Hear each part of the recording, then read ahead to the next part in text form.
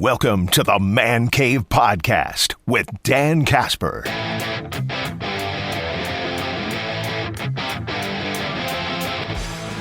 Fourth hour kicking off right now on this Friday morning. Bye, guys. See you later.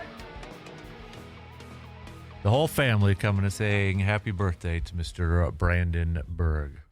Get in here now. You can sit down. So, how you like that?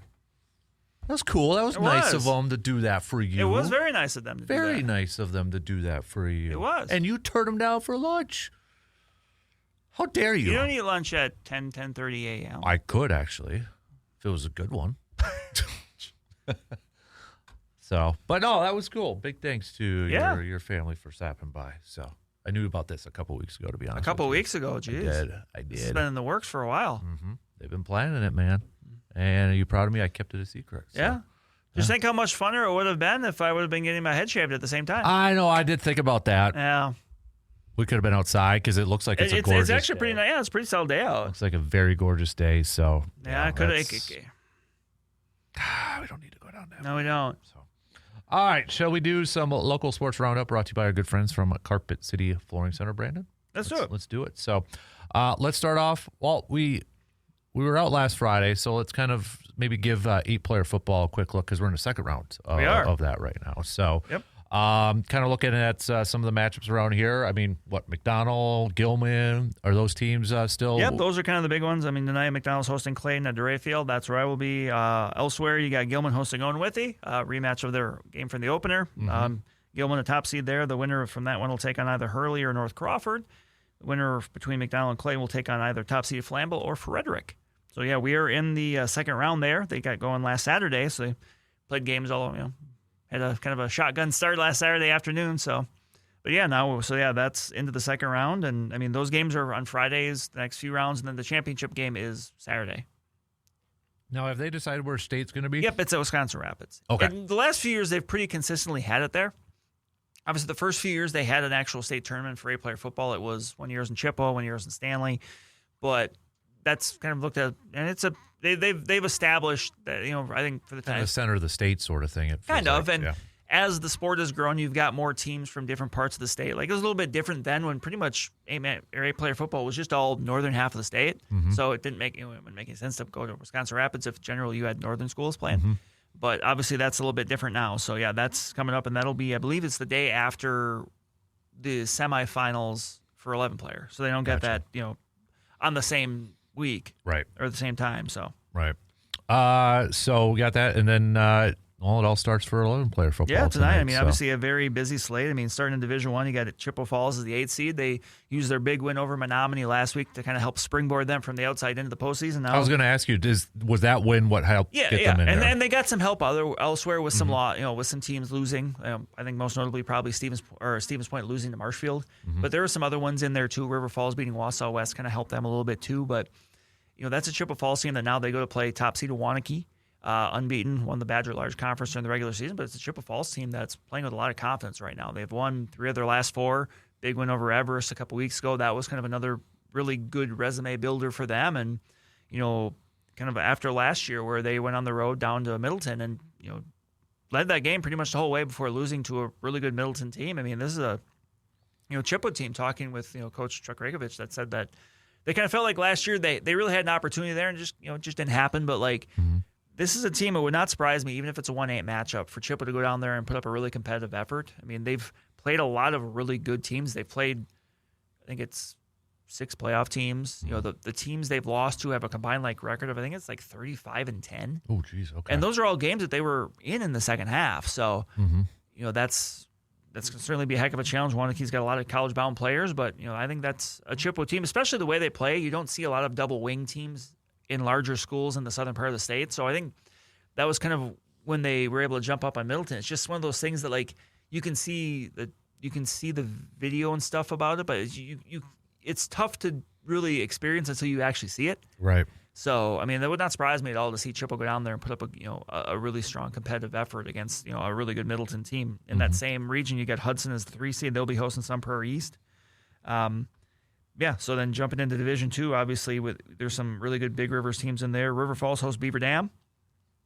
Elsewhere, actually in a different section, part of the section, you got Rice Lake. They're taking on Kaukauna, which is kind of an interesting matchup there. Is that the Ghosts? That is the Galloping Ghosts. The Galloping Ghosts. Yeah, teams that got some, a team that's playing in the conference. That's kind of a matchup of two teams that are playing really tough conferences. Rice Lake earned a share of the conference championship with River Falls. Right. They're both highly seeded in Division II, so that will be one to keep an eye on there. Division III, kind of going down the ladder a little bit here. Your Medford Raiders on the road at Grafton. Yeah, it's an 1-8 matchup. Yeah. That's a very good Grafton team. So they're the one seed for a reason. They're on Alaska hosting Menominee.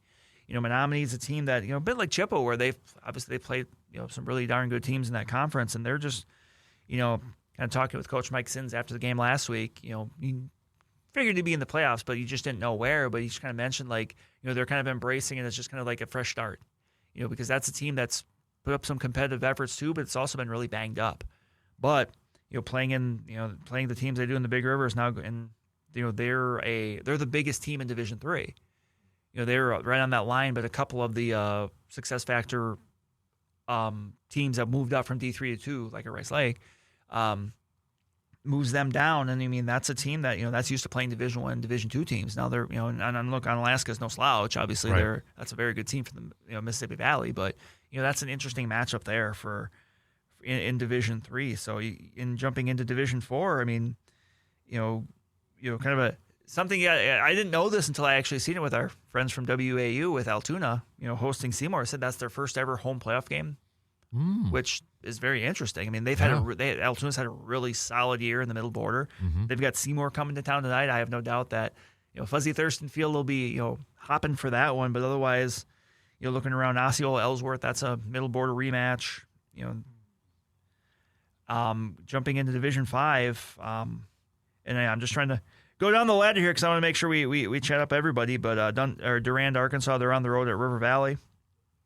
You got Barron at St. Croix Falls, Northwestern at Prescott. There's obviously some matchups with some Heart of North flavor there. So Division VI, Eau Claire Regis went unbeaten. They're going to be they're the one. Oh, go ahead. Oh, I was going to say, since you're bringing that up, that was a bracket I was kind of curious because the 2 seed or there's the potential rematch against Mondovi. Yes, yeah, that's going to be spicy if it gets to that. If it gets considering to that the end, right? Yeah, obviously their regular season season matchup ending on the Hail Mary, Regis winning over Mondovi. Mm-hmm. It was a few weeks ago, but Regis is the 1 seed taking on Unity, the 8 seed. Unity leapfrogging Cadott for that spot because Unity beat Cadott last week. So that's kind of one of those things where this new playoff format, you can really kind of chart your progress. Yeah. And you can see specifically that's what did it. We would probably kind of figure that to be the case, but that's what jumped them into the playoffs because they were on the outside looking in. Okay.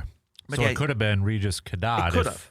You mentioned Mondovi. They're the 2 seed. They'll take on Abbotsford. Otherwise, you got Fall Creek going on the road to Chautauqua. That's a Fall Creek team that has played some really good teams really tough this year. Mm-hmm. They've got some big wins here later in the year, including beating Durand, Arkansas. So, I would say Fall Creek, Chautauqua, that might be one of the more competitive games we've seen around here. Chautauqua had an excellent season in the Lakeland Conference, 8-1, including a double overtime win over Cadott a few weeks ago. And then you got Edgar taking on Loyal Greenwood. That's in a different part of that same section there, though. So, and then in Division 7, I think a team I'm really kind of curious about is Boyceville. They're the 2 seed in their section. They'll be hosting Webster.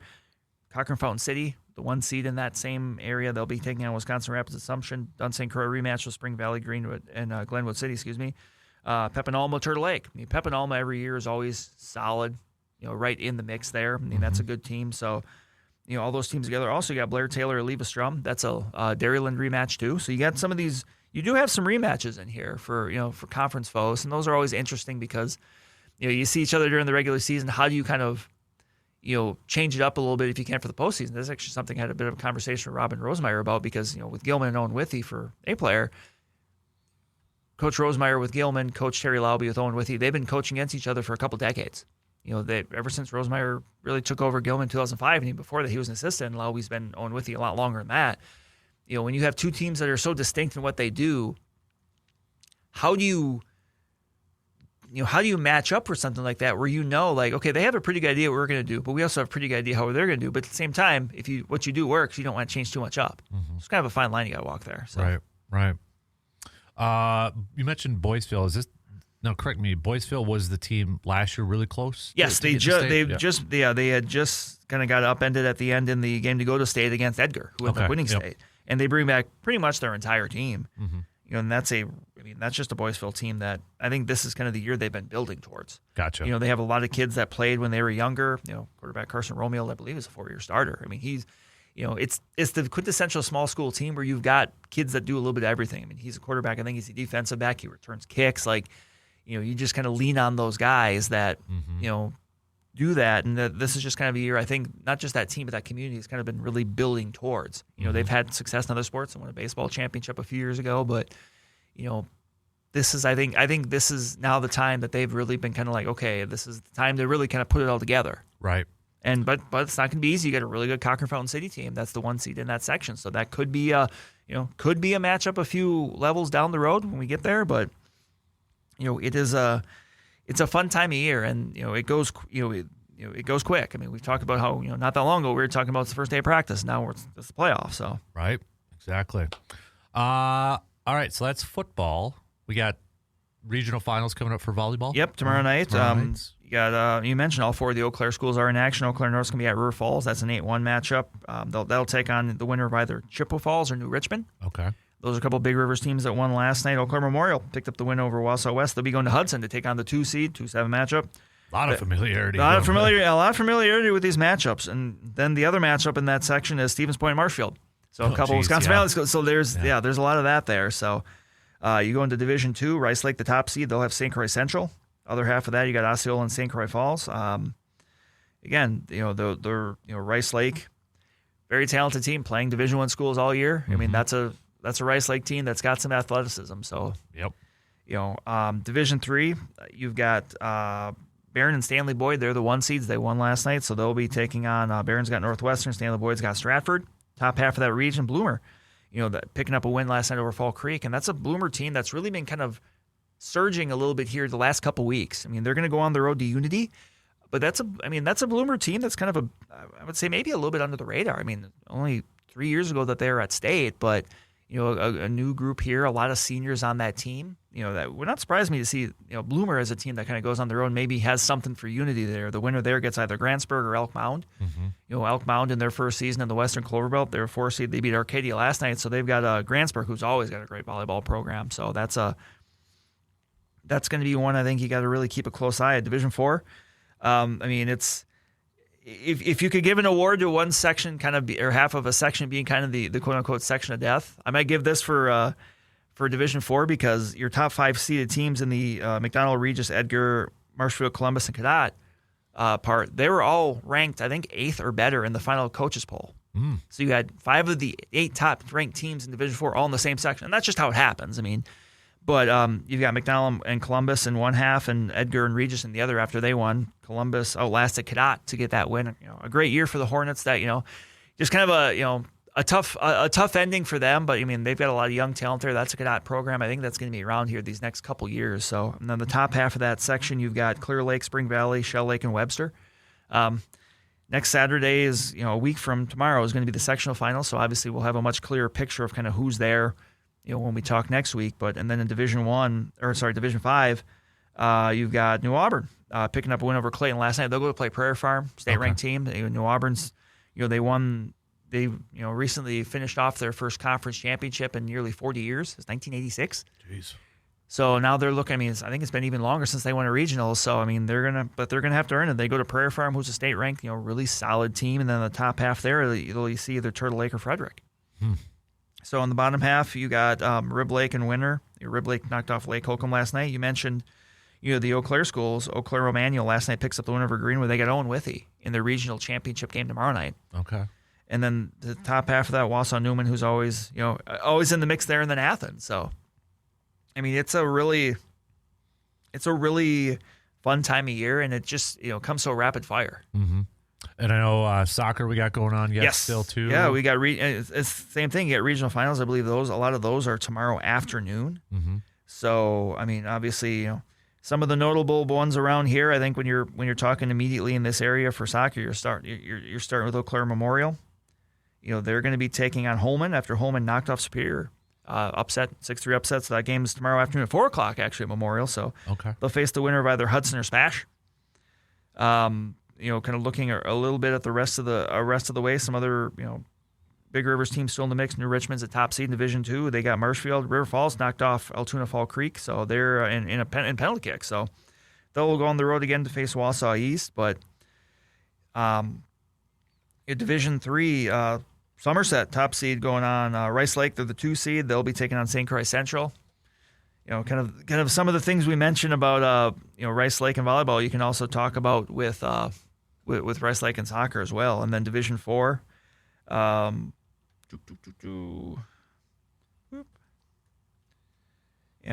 Excuse me. No, but no, in Division IV, Amory going on the road as the 8 seed, knocking off top seed Marshfield Columbus. I think that's probably maybe one of the, as far as seeding wise goes, the biggest upsets of the first round. Otherwise, Northland Lutheran knocking off Washburn. But yeah, Amory now still live. They'll be taking on Northland Pines. Arcadia, Nakusa. I mean, just kind of getting to be that time of year, and then they kind of follow the similar path of volleyball, where regional finals tomorrow, and then next week you got sectionals, and then state the week after. So right, man. All right, and I know cross country's got sectionals this weekend. Actually, that starts today. A lot of the Division II schools will be up in Rice Lake for their at UW Barron. It is at UWBC tomorrow. You've got some sections. I'll be over in Menominee for Division I, so a lot of your D1 teams, plus the Bloomer girls. Remember, they move up this year, so. They'll be in the mix there. Division III, a lot of those teams are going to be run up in Unity. A lot of the really good teams from this area on the boys' side, Cadets had a really good year. Eau Claire Regis, Durand, Arkansas, a lot of ranked teams in the mix there looking to gain a spot to go on to state next week, which is in Rapids. Yeah. All right. I know UW Eau Claire also for football. They're going to be going up against River Falls, a tough matchup between those two WIAC schools. And then we've got Stout is also going to be in action. They're going to be taking on Stevens Point. So we got that going on. I know we've got some soccer for the Blue Golds as well for both women's and men's teams coming up tomorrow. Heck, we're even getting some hockey action going in, men's hockey for the Blue Golds going up against Dubuque and such too. So getting close to that time of year with basketball and hockey and such. So that's your local sports roundup brought to you by Carpet City Flooring Center.